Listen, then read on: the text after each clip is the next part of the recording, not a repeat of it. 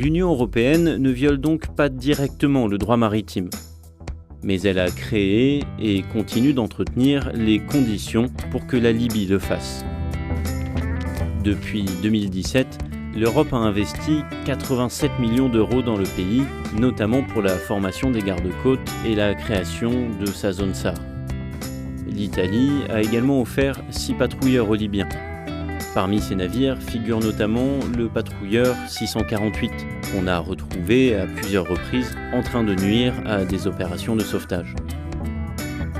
Toutefois, la Libye ne possède aucun moyen aérien pour surveiller la mer ou coordonner des secours. À défaut, elle peut compter sur ceux de l'Agence européenne de garde-frontières, Frontex. Depuis 2017, celle-ci met à disposition des États membres un dispositif de surveillance aérienne. Officiellement, il permet de lutter contre les trafics en tout genre. Toutefois, des journalistes et des ONG l'accusent d'aider les gardes-côtes libyens à détecter et à intercepter les migrants. Le but supposé, réduire le nombre d'arrivées en Europe. L'agence s'en défend, mais ses opérations sèment le doute.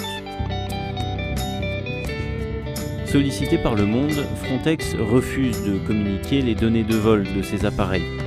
Mais les signaux radio qu'ils émettent sont collectés par la plateforme collaborative ADSB Exchange, qui a accepté de nous les fournir.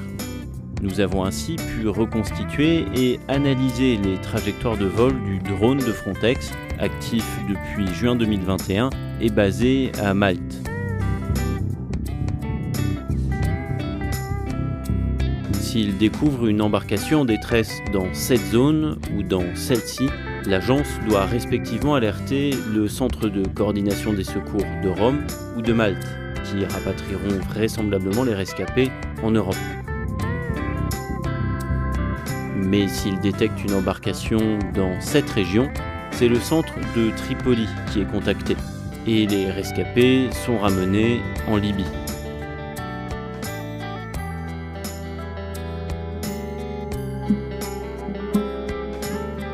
Entre le 1er juin et le 31 juillet 2021, le drone a passé 86% de son temps de vol opérationnel dans la zone SAR libyenne contre 14% dans la zone maltaise. Une fois l'ensemble des vols superposés, on s'aperçoit qu'il respecte particulièrement bien les limites de la zone SAR libyenne. Et c'est encore plus visible si l'on fait abstraction du trajet avant et après la phase opérationnelle. À l'intérieur de la zone libyenne, le drone suit régulièrement une trajectoire prédéfinie très précise que l'on distingue ici.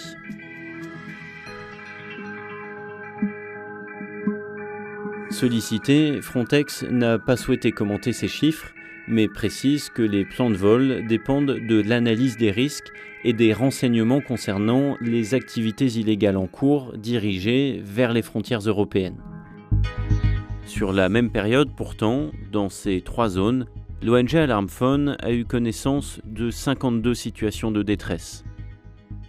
Parmi elles, seulement 52% se trouvaient dans la zone SAR libyenne et 48% en zone maltaise et italienne.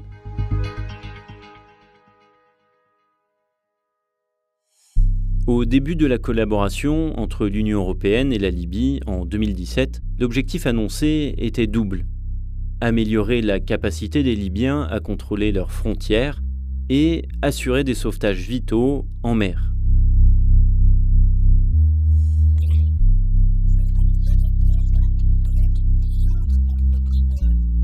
Le 30 juin 2021, les gardes-côtes libyens ont finalement fait demi-tour après une poursuite d'1h30.